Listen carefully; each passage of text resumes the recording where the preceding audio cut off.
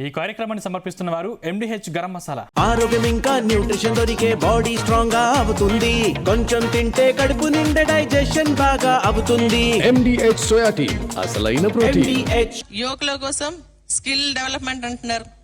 మీరు రాజీవ్ యువ వికాసం ద్వారా మరి వాళ్ళకి లోన్స్ ఇప్పిస్తామన్నారు. 50,000 నుంచి మరి అన్లిమిటెడ్ గా లోన్ ఇస్తాం యువకులకు అని చెప్పింది. ఏమైంది? అవి కాగితాలకే పరిమితం అయిపోయినాయి. పాప నిరుద్యోగ పబ్లిక్ నోటిఫికేషన్స్ వస్తలేవు గవర్నమెంట్ నుంచి అని చెప్పేసి అనుకొని దానికోసం దరఖాస్తు చేస్తే దానికి నానా ఆంక్షలు.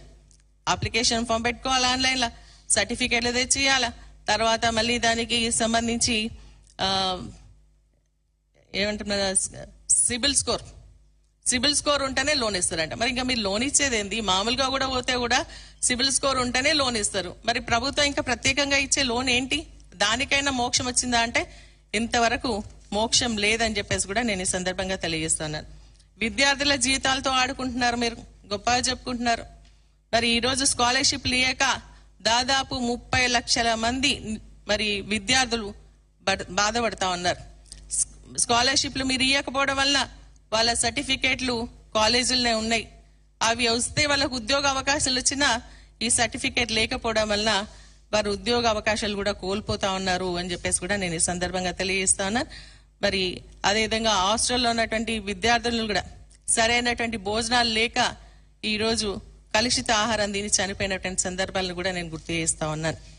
మరి అదేవిధంగా రేవంత్ రెడ్డి గారు చెప్తా ఉన్నారు ఏంటంటే, ఈ రేవంత్ అన్న మాట ఇస్తే మరి నిలబెట్టుకుంటాడు తప్పదని చెప్పేసి అంటున్నాడు.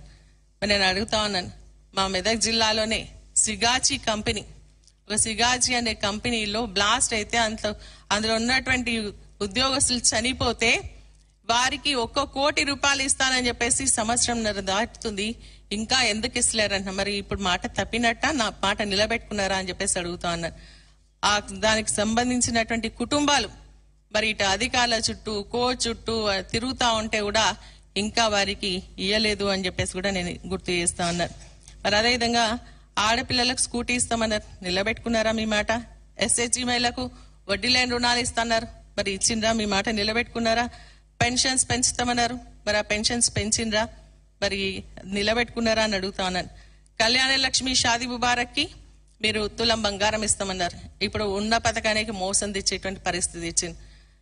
మాకు అనుమానం వస్తుంది ఏంటంటే, ఈ కళ్యాణ లక్ష్మి షాదీ ముబారక్ తప్పించుకోవాలన్న ఆలోచనతో ఈ రోజు మీరేమన్నా కోడుకు పంపించేసి మరి దీన్ని ఏమన్నా ఆపే ప్రయత్నం చేస్తున్నారా అని అనుమానం కూడా ప్రజల్లో వస్తుంది అని చెప్పేసి కూడా నేను ఈ సందర్భంగా తెలియజేస్తా ఉన్నాను. ఎందుకంటే 6 నెలలకు ఒకసారి, సంవత్సరానికి ఒకసారి ఇచ్చేటువంటి ఈ కళ్యాణ లక్ష్మి షాదీ ముబారక్ మరి అది కూడా ఎగ్గొట్టేటువంటి ప్రయత్నం చేస్తున్నారా అనిపిస్తుంది. గతంలో కేసీఆర్ గారు పెన్లో అయినటువంటి వారం 10-15 రోజుల లోపలనే మరి ఈ యొక్క చెక్కులు ఇస్తే ఇప్పుడు మరి నెలల తరబడి ఎదురు చూసేటువంటి బిడ్డ పుట్టినాక కళ్యాణ లక్ష్మి చెక్కులు ఇచ్చినటువంటి సందర్భాలు మరి నేను అసెంబ్లీలో కూడా ప్రస్తావించడం జరిగింది, సాక్ష్యాధారాలతో కూడా నిరూపించడం జరిగింది అని చెప్పేసి కూడా నేను మరొకసారి గుర్తు చేస్తా ఉన్నా.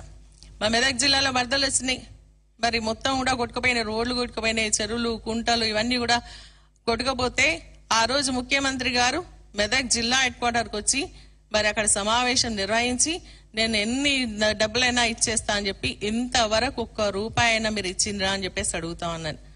రోడ్లన్నీ కూడా ఖరాబ్ అయిపోయినాయి, ఇంతవరకు రిపేర్ చేసేటువంటి పరిస్థితి లేదు. ఆ రోడ్ల పైన వెళ్తా ఉంటే ఈరోజు యాక్సిడెంట్ అయి చనిపోయేటువంటి పరిస్థితి ఉంది. మీరు మాట నిలబెట్టుకున్నారా అని చెప్పేసి సందర్భంగా అడుగుతా ఉన్నాను. ఎవరైనా ఏ నియోజకవర్గంకైనా ముఖ్యమంత్రి వస్తే ఆశపడతాం, ఆ నియోజకవర్గంలో ఏదైనా అభివృద్ధి కార్యక్రమాలకు ముఖ్యమంత్రి గారు హామీ ఇచ్చి వెళ్తారా అని చెప్పేసి. మరి మన జహీరాబాద్ ఎమ్మెల్యే గారు పాపం ఆ రోజు వస్తే మరి పోయి చాలా రిప్రజెంటేషన్స్ ఇచ్చింది.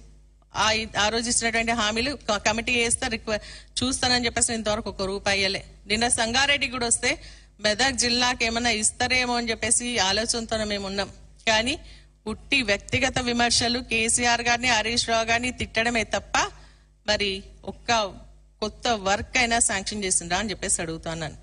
గతంలో మరి కేసీఆర్ గారి అధ్యక్షతన మరి హరీష్ రావు గారి ఆధ్వర్యంలో మన మెదక్ జిల్లాకు సంబంధించినటువంటి సింగూర్ ఏదైతే ఉందో అది మెదక్ జిల్లాకే కేటాయించాలని చెప్పేసి కేసీఆర్ ఒక నిర్ణయం తీసుకోవడం జరిగింది.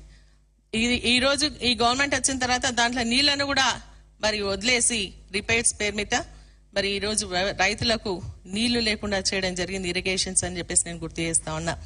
అంతేకాకుండా మిషన్ భగీరథ ద్వారా ఇంటింటికి నల్లా కనెక్షన్ ఇచ్చి తాగునీరు అందిస్తే కనీసం ఆ మెయింటెనెన్స్ కూడా లేక ఈ రోజు నీళ్లు వదిలేసి నీళ్లు కూడా రానటువంటి పరిస్థితి ఈ రోజు కల్పిస్తా ఉన్నారు. మరి అదేవిధంగా బసవేశ్వర ప్రాజెక్ట్ మరి దానికి సంబంధించి కూడా నిధులు ఇయ్యక దాన్ని కూడా మరి నిర్వీర్యపరుస్తున్నటువంటి పరిస్థితి మనకు కనిపిస్తా ఉందని చెప్పేసి కూడా నేను ఈ సందర్భంగా తెలియజేస్తా ఉన్నాను. ఈ విధంగా మనం చూసుకున్నట్టయితే ఏ కార్యక్రమం కూడా చేయకుండా కేవలం డైవర్షన్ పాలిటిక్స్ కోసం ఈ రోజు కాంగ్రెస్ పార్టీ ప్రయత్నం చేస్తుంది అని చెప్పేసి కూడా నేను గుర్తు చేస్తా ఉన్నా. మరి ముఖ్యంగా ఏంటంటే నిన్న ముఖ్యమంత్రి గారు ఒక ముఖ్యమంత్రిలా కాకుండా ఒక నియంతలాగా మాట్లాడడం జరుగుతోంది. నిన్న ఏమంటున్నారు, హరీష్ రావు గురించి మాట్లాడుతూ క్షుద్ర పూజలు చేయడానికి వేరే రాష్ట్రాలకు పోయినామో అని చెప్పేసి అంటున్నారు. ఒక గౌరవపదమైనటువంటి పోస్ట్ లో ఉండి మరి మీరు క్షుద్ర పూజల గురించి మాట్లాడుతా ఉంటే ఈ మోడర్న్ యుగంలో కూడా మీరు మళ్ళీ రాతి యుగం వైపు మరి ప్రజల్ని ఆలోచనలు చేసే విధంగా చేస్తున్నారా అని చెప్పేసి నేను ఈ సందర్భంగా అడుగుతా ఉన్నాను. నిజంగా క్షుద్ర పూజల పైన మీకు ఆ నమ్మకం ఉంటే మరి మీరు కూడా ఈ రోజు అటువంటి పూజలు చేసి అధికారంలోకి వచ్చిండ్రా అని చెప్పేసి కూడా అనుమానం కొంతమందికి వస్తుంది అని చెప్పేసి కూడా నేను ఈ సందర్భంగా తెలియజేస్తా ఉన్నా. మరి ఇటు హరీష్ రావు గారు వెళ్లి పూజలు చేసి వచ్చిండ్రు అని చెప్పేసి మాట్లాడితే కేటీఆర్ గారు అవును గుడికి పోతే తప్ప అని చెప్పేసి అడిగినందుకు మరి ఇటు కేటీఆర్ గారిని తిడతారు, అటు హరీష్ రావు గారి గురించి మాట్లాడితే ఎందుకు? వాళ్ళు నిరంతరం ప్రజల మధ్యలో ఉంటూ ప్రతిపక్షమైన ప్రజల పక్షాన ఉంటూ ప్రజలకు సంబంధించినటువంటి అనేక సమస్యలపైన మరి మాట్లాడుతా ఉన్నారు. మీ స్కామ్లు, మీ ల్యాండ్ సంబంధించినటువంటి ఇష్యూస్ పైన వాళ్ళు మాట్లాడుతున్నటువంటి సందర్భంలో మీరంతా కూడా మరి దాన్ని జీర్ణించుకోలేక వారిపైన వ్యక్తిగత విమర్శలు చేస్తూ ఉన్నారు. హరీష్ రావు గారి గురించి మరి ప్రజలందరికీ తెలుసు, మెదక్ జిల్లాకు సంబంధించి. ఎందుకంటే మరి ఈ రోజు ఉన్నటువంటి 7 నియోజకవర్గాల్లో బీఆర్ఎస్ పార్టీ గెలిచింది, మీరు 3 నియోజకవర్గాల్లో గెలిచింది.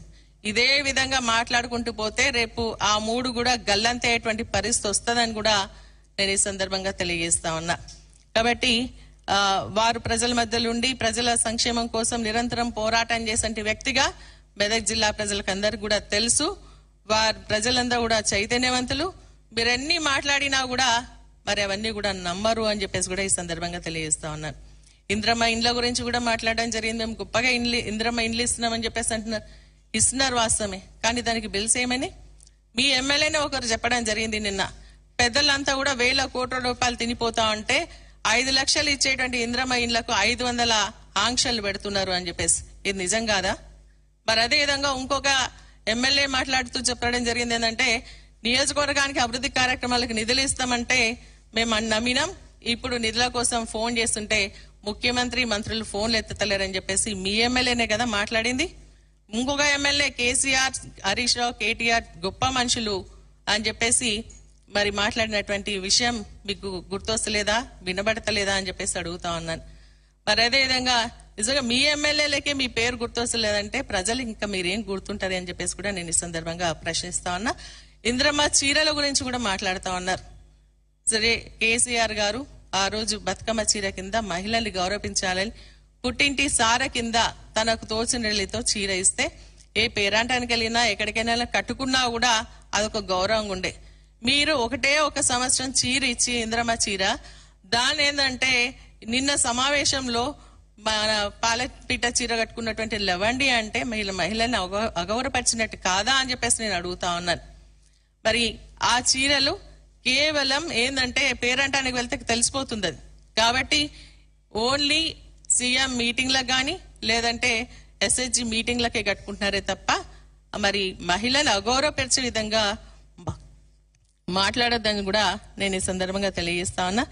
నేను మీ అందరికి నేను ప్రజల అంటే మెదక్ జిల్లా నియోజకవర్గానికి మన సంగారెడ్డి నియోజకవర్గానికి సంబంధించి మన శాసనసభ్యులు గారు ఉన్నారు. వారి హయాంలో కూడా నియోజకవర్గానికి నిధులు ఇస్తే సంతోషించేవారు. కానీ ఆ విధంగా కాకుండా ఏంటంటే మా ఎమ్మెల్యే గెలవలేదు. ఈ కార్యక్రమాన్ని సమర్పించిన వారు ఎండిహెచ్ గరం మసాలా, ఎండిహెచ్ దమ్ ఆలు, దాల్ తడకా మరియు మష్రూమ్ మసాలా. ఎండిహెచ్ తో భోజనం ఎల్లప్పుడూ రుచికరం. ఎండిహెచ్ సదా మీకు కొత్త రుచినివ్వడానికి తయారుగా ఉంటుంది.